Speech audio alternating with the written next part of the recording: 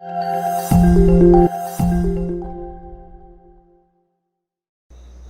My dear students, welcome to वेवट्रिक्ट्रॉनिक्स।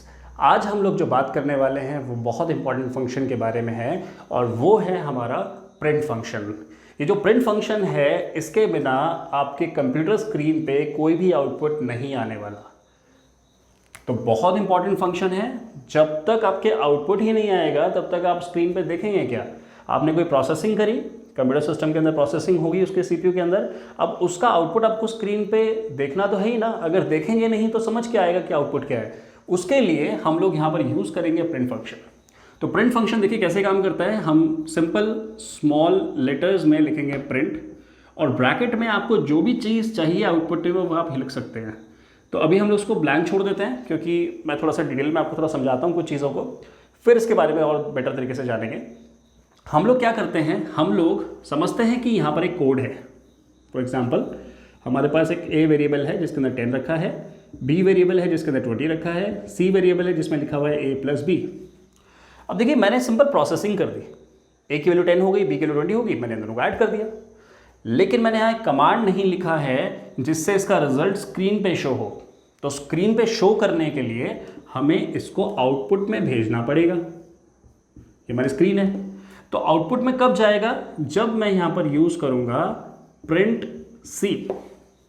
अगर मैंने print सी use किया तो क्या होगा, ये जो आउटपुट है ये हमारा यहां जाके डिस्प्ले हो जाएगा इस तरीके से, राइट। तो प्रिंट फंक्शन बहुत इंपॉर्टेंट फंक्शन है, बिना इसके आउटपुट आपका आएगा ही नहीं।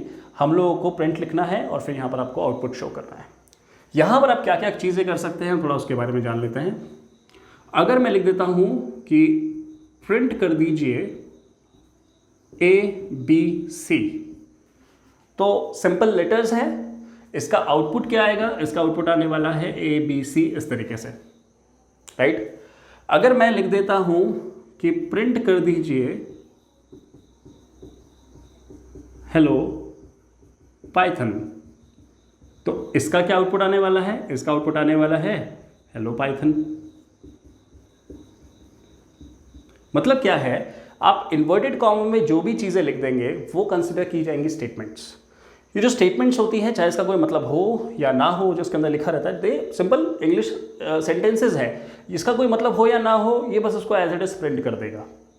लेकिन अगर मैं चाहता हूं कि कोई वेरिएबल प्रिंट हो, जैसे मैंने यहां पर किया, तो देख रहे हैं, तो यहां पर देखिए क्या हो रहा था, हम लोग डबल इन्वर्टेड कॉमास यूज कर रहे थे, पर यहां पर क्या है, हम इन्वर्टेड कॉमास यूज नहीं करते। मतलब फॉर एग्जाम्पल हमारे पास एक वैल्यू है a इक्वल्स टू 20 और मैं चाहता हूं कि a की वैल्यू प्रिंट हो जाए। तो a की वैल्यू को प्रिंट करने के लिए हम लोग सिंपल यहां लिखेंगे प्रिंट और ब्रैकेट में लिख देंगे a without any inverted commas. अब देखिए क्या होगा, अब आएगी इसकी वैल्यू, तो आंसर क्या आएगा 20।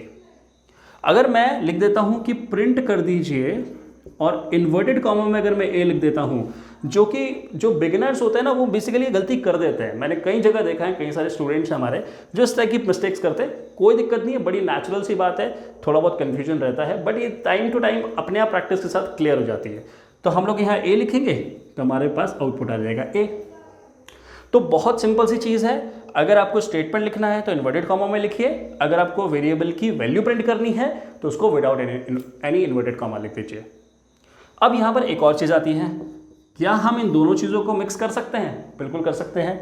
कैसे? फॉर एग्जाम्पल मैं चाहता हूँ कि ये जो हम स्टेटमेंट लिख रहे हैं ना प्रिंट सी, हमें चाहता हूँ इसका आंसर है the addition of A and B is C, वो भी हो सकता है। तो हम लोग एक प्रोग्राम लिखते हैं, a is equals to 50, b is equals to 60, c is equals to a plus B, मैंने ऐड कर दिया और फिर मैं फर्दर क्या करता हूँ, यहाँ लिख देता हूँ print the sum of a and b is comma c।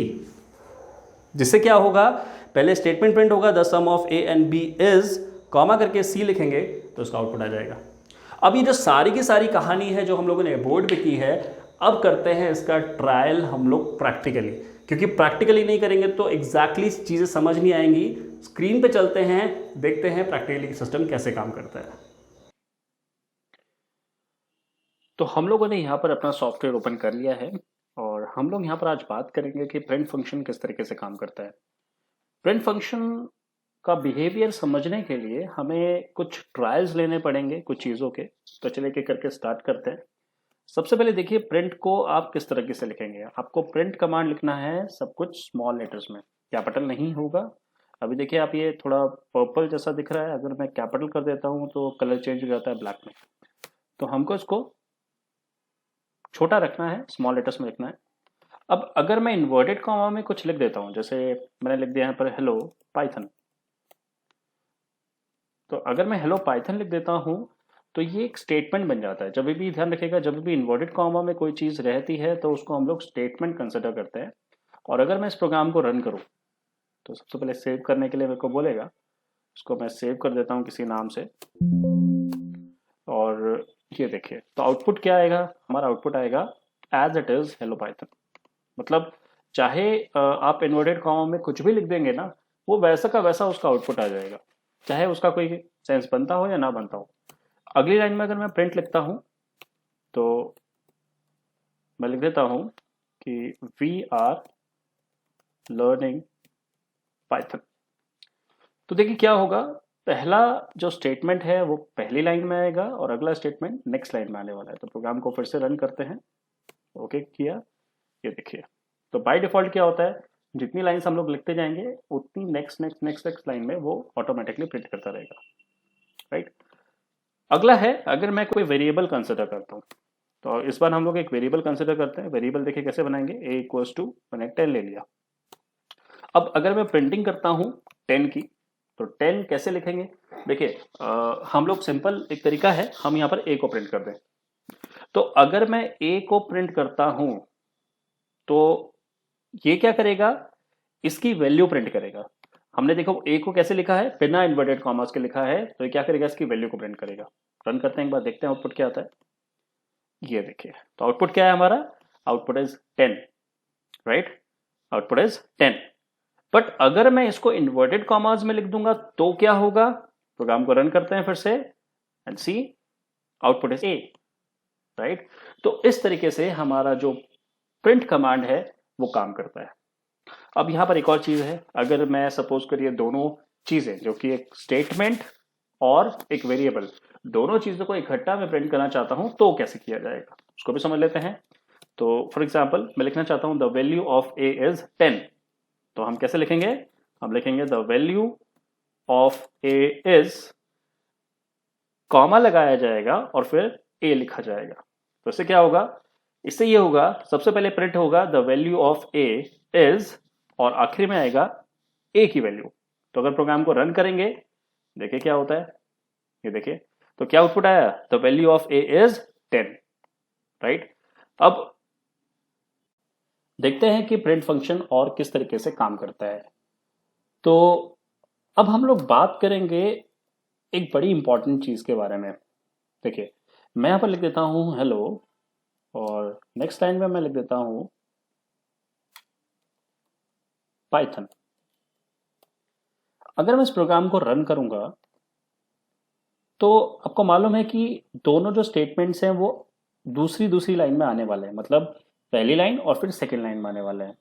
लेकिन अगर मैं चाहता हूं कि हेलो के आगे ही पाइथन लिखा हुआ है तो हम क्या कर सकते हैं, कॉमा करके एंड इक्वल्स टू, यहाँ ऐसा इन्वर्टेड कॉमास लगा सकते हैं। इसका मतलब ये है कि हम हेलो को प्रिंट करने के बाद नई लाइन पे नहीं जाना चाहते हैं, सेम लाइन पे कंटिन्यू करना चाहते हैं। प्रोग्राम को रन करते हैं, देखते हैं क्या होता है। देखिए हेलो आया और पाइथन सेम लाइन में आया। तो हम लोगों ने लिखा उसको अलग अलग लाइन में है पर सेम ही लाइन में कंटिन्यू कर रहा है, क्योंकि हम लोगों ने लास्ट में बोल दिया कि एंड में आपको नेक्स्ट लाइन पे नहीं जाना है। अगर इनकेस आप आगे स्पेस डालना चाहते हैं, देखिए मैंने यहाँ पर एक स्पेस डाल दिया, राइट। अगर मैं इस तरीके से स्पेस डाल दूंगा तो देखिए क्या होता है, तो जो हेलो और पाइथन है उसके बीच में एक स्पेस आ जाएगा, ये देखिए इस तरीके से। तो आई होप समझ आ गया है आपको प्रिंट फंक्शन किस तरीके से काम करता है। ये बेसिक नेसेसिटीज जो है ना वो मैंने आपको बता दी हैं। अब फर्दर और बहुत सारे मॉडिफिकेशन के साथ किए जा सकते हैं, बट इतना करेंगे तो हमारा बेसिक का सारा काम इजीली हो जाएगा, राइट। तो अब हम लोग चलते हैं आगे और देखते हैं कुछ और क्या क्या चीजें हमें पाइथन में सीखनी है ताकि हम लोग फर्दर क्वेश्चंस जो हैं वो काफी अच्छे से कर पाए। तो स्टूडेंट्स, आई होप ये पूरा प्रोसेस जो है, जो हम लोगों ने प्रैक्टिकली देखा, वो आपको क्लियर हो गया होगा। अगर आपको कोई परेशानी है, कोई प्रॉब्लम है, तो आप हमारे कमेंट सेक्शन में लिख सकते हैं या आप हमें मेल भी कर सकते हैं। अगर आपको हमारी वीडियोस अच्छी लग रही है, प्लीज़ हमारे चैनल को सब्सक्राइब कर लीजिए, हमारी वीडियोस को लाइक करिए, अपने फ्रेंड्स के साथ इसको शेयर ज़रूर करिए ताकि मैक्सिमम लोग इसका बेनिफिट ले सकें। हम लोग मिलेंगे अपनी नेक्स्ट वीडियो में, तब तक के लिए गुड बाय।